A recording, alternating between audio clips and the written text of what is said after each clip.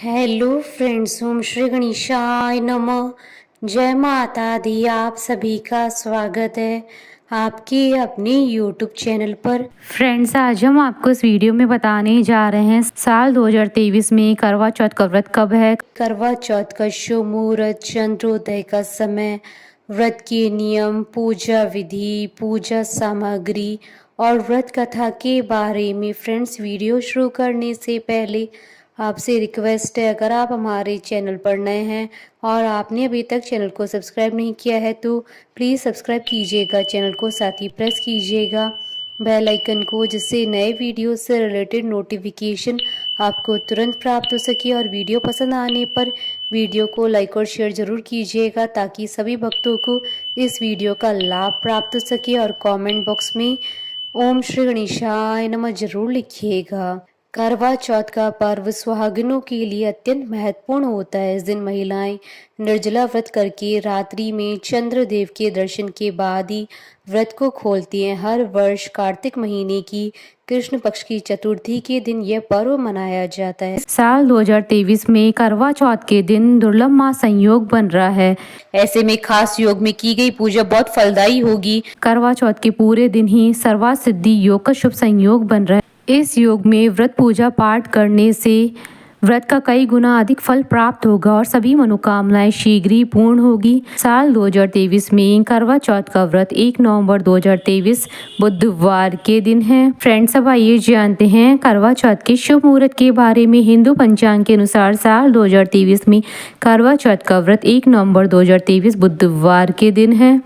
कार्तिक कृष्ण चतुर्थी तिथि प्रारंभ होगी 31 अक्टूबर 2023 को रात्रि 9:30 पर और कार्तिक कृष्ण चतुर्थी तिथि का समापन होगा 1 नवंबर 2023 को रात्रि 9:19 पर।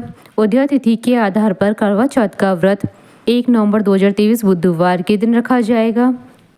करवा चौथ की पूजा का समय रहेगा 1 नवंबर 2023 को शाम 5:44 से शाम 7:02 तक। कुल अवधि 1 घंटा 17 मिनट है। करवा चौथ के दिन चंद्रोदय का समय रहेगा 1 नवंबर 2023 को रात्रि 8:26 पर। करवा चौथ के व्रत का समय रहेगा सुबह 6:36 से रात्रि 8:26 तक। कुल अवधि 13 घंटे 49 मिनट है। और इस दिन सर्वार्थ सिद्धि योग प्रारंभ होगा 1 नवंबर 2023 को सुबह 6:36 से अगले दिन 2 नवंबर 2023 को सुबह 4:36 तक। जिस तरह हर व्रत के लिए कुछ विशेष नियम होते हैं, ठीक उसी तरह करवा चौथ के व्रत के लिए भी कुछ खास नियम होते हैं। फ्रेंड्स, अब आइए जानते हैं करवा चौथ के व्रत की नियमों के बारे में। यह व्रत सूर्योदय से पहले प्रारंभ हो जाता है। उसके पूर्व कुछ भी खा पी सकते हैं। उसके बाद जब तक रात्रि में चंद्रोदय नहीं हो जाता तब तक जल ग्रहण नहीं कर सकते। यदि कोई स्वास्थ्य समस्या हो तो जल पी सकते हैं। चंद्र दर्शन के पश्चात ही इस व्रत का विधि विधान से पारण करना चाहिए। शास्त्रों के अनुसार केवल सुहागिनें या जिनका रिश्ता तय हो गया हो वही स्त्रियां यह व्रत रख सकती हैं। पत्नी के अस्वस्थ होने की स्थिति में पति भी यह व्रत रख सकते हैं। करवा चौथ के व्रत में शिव परिवार की पूजा का विधान है। संध्या के समय चंद्रोदय से लगभग 1 घंटा पूर्व शिव परिवार शिव जी, पार्वती जी, गणेश जी और कार्तिकेय जी सहित नंदी जी की पूजा की जाती है। इसके अलावा चंद्रदेव की पूजा भी करना जरूरी होता है। पूजन के समय देव प्रतिमा का मुख पश्चिम दिशा की ओर होना चाहिए तथा महिला को पूर्व दिशा की ओर मुख करके बैठना चाहिए। इस व्रत के दौरान महिलाओं को लाल या पीले वस्त्र ही पहनने चाहिए। इस दिन पूर्ण श्रृंगार करने चाहिए। व्रत वाले दिन कथा सुनना बेहद जरूरी माना जाता है। ऐसी मान्यता है कि करवा चौथ की कथा सुनने से विवाहित महिलाओं का सुहाग बना रहता है, उनके घर में सुख शांति समृद्धि आती है और संतान सुख मिलता है। करवा चौथ की कथा सुनते समय साबुत अनाज और मीठा साथ में अवश्य रखें। इस दिन कहानी सुनने के बाद बहुओं को अपनी सास को बायना अवश्य देना चाहिए। चंद्रमा का उदय होने के बाद सबसे पहले महिलाएं छलनी में से चंद्रमा को देखती हैं, फिर अपने पति को। इसके बाद पति अपनी पत्नियों को लोटे से जल पिलाकर उनका व्रत पूरा करती हैं। कुंवारी महिलाएं चंद्र की जगह तारों को देखती हैं। जब चंद्रदेव निकल जाएं तो उन्हें देखने के बाद अर्घ्य दें। फ्रेंड्स, अब आइए जानते हैं करवा चौथ की पूजन विधि और पूजन सामग्री के बारे में। करवा चौथ के व्रत की 1-2 दिन पहले ही सारी पूजन सामग्री को इकट्ठा करके घर के मंदिर में रख दे। पूजन सामग्री में मिट्टी का टोंटेदार करवा व ढक्कन, पानी का लोटा, गंगा जल, दीपक, रुई, अगरबत्ती, चंदन, कुमकुम, रोली, अक्षत फूल, कच्चा दूध, दही, देसी घी, शहद, चीनी, हल्दी, चावल, मिठाई, चीनी का बूरा, मेहंदी, महावर, सिंदूर, कंघी, बिंदी, चुनरी, चूड़ी, बिछुआ, गौरी बनाने के लिए पीली मिट्टी, लकड़ी का आसन, छलनी, 8 पूरियों की अठवारी, हलवा और दक्षिणा के पैसे। पूजा विधि: करवा चौथ वाले दिन ब्रह्म मुहूर्त में उठकर स्नान कर लें। उसके पश्चात मम सुख सौभाग्यम पुत्र पौत्रादि सुस्थिर श्री प्रातप्ये करक चतुर्थी व्रत मम करिष्ये, इस मंत्र का उच्चारण करते हुए व्रत का संकल्प लें। सूर्योदय से पहले सरगी ग्रहण करें, फिर दिन भर निर्जला व्रत रखें। दीवार पर गेरू से फलक बनाएं और भीगे हुए चावलों को पीसकर घोल तैयार कर ले। इस घोल से फलक पर करवा का चित्र बनाएं। आप चाहें तो बाजार से भी चित्र ला सकते हैं। इन्हें वर कहा जाता है। चित्रित करने की कला को करवा धरना कहा जाता है। 8 पूरियों की अठवारी बनाएं, मीठे में हलवा या खीर बनाएं और पकवान भी तैयार करें। अब पीली मिट्टी और गोबर की मदद से माता पार्वती जी की प्रतिमा बनाएं। अब इस प्रतिमा को लकड़ी के आसन पर बिठाकर मेहंदी, महावर, सिंदूर, कंघी, बिंदी, चुनरी, चूड़ी और बिछुआ अर्पित करिए। जल से भरा हुआ लोटा रखें। करवा में गेहूं और ढक्कन में शक्कर का बूरा भर दें। रोली से करवा पर स्वास्तिक बनाएं। अब गौरी, गणेश और चित्रित करवा की पूजा करें। पति की लंबी उम्र की प्रार्थना करें। करवा पर 13 बिंदी रखें और गेहूं या चावल के 13 दाने हाथ में लेकर करवा चौथ की कथा कहें या सुनें। कथा सुनने के बाद करवा पर हाथ घुमाकर अपने सभी बड़ों का आशीर्वाद लें और करवा उन्हें दे दें। पानी का लोटा और 13 गेहूं के दाने अलग रख ले। चंद्रमा के निकलने के बाद छलनी की ओट से पति को देखें और चंद्रमा को अर्घ्य दें। चंद्रमा को अर्घ्य देते वक्त पति की लंबी उम्र और जिंदगी भर आपका साथ बना रहे, इसकी कामना करें। आप पति को प्रणाम कर उनसे आशीर्वाद लें और उनके हाथ से जल पिए।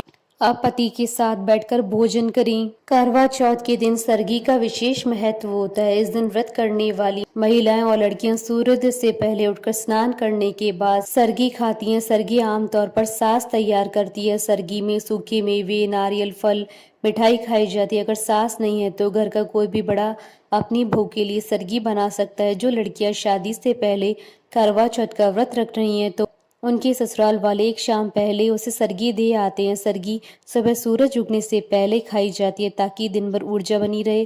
करवा चौथ की पूजा के बाद बहू अपनी सास को बायना दिए। इस बायने में 16 श्रृंगार का सामान होना चाहिए। इसमें सुहाग का सामान भी दान किया जा सकता है। इसके अलावा उत्तरी भारत में महिलाएं कपड़े और सुहाग का सामान अपनी सास या जेठानी को देती हैं। उसके बाद पैर छूकर उनका आशीर्वाद लें। इसमें मीठे करवे, पकवान, कपड़े और सुहाग का सामान शामिल किया जाता है। इसे ही बायना कहा जाता है। करवा चौथ की पौराणिक व्रत कथा बहुत समय पहले की बात है। एक साहूकार की 7 बेटे और उनकी एक बहन करवा थी। सभी सातों भाई अपनी बहन से बहुत प्यार करते थे, यहाँ तक कि वे पहले उसे खाना खिलाते और बाद में स्वयं खाते थे।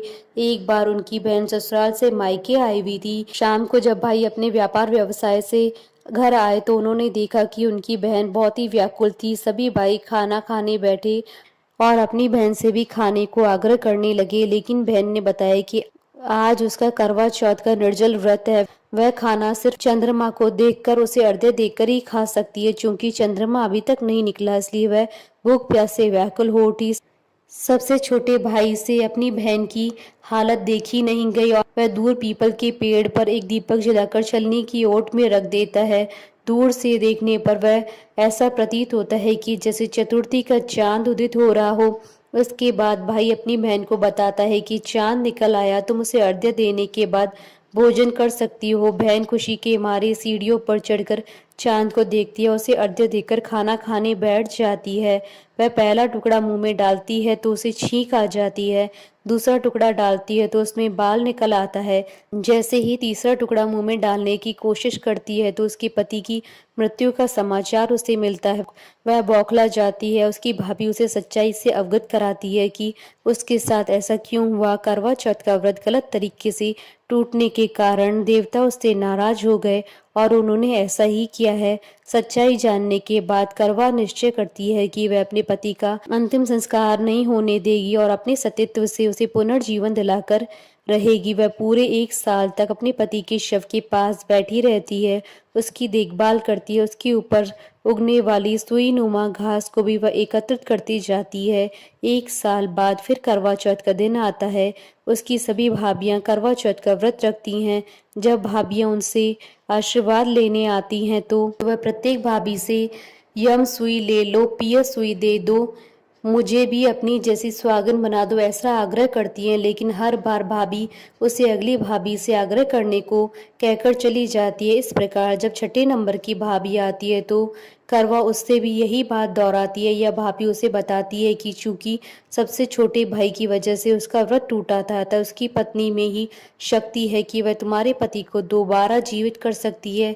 इसलिए जब वह आए तो तुम उसे पकड़ लेना और जब तक वह तुम्हारे पति को जिंदा न कर दे उसे नहीं छोड़ना। ऐसा कहकर वह चली जाती है। सबसे अंत में छोटी भाभी आती है।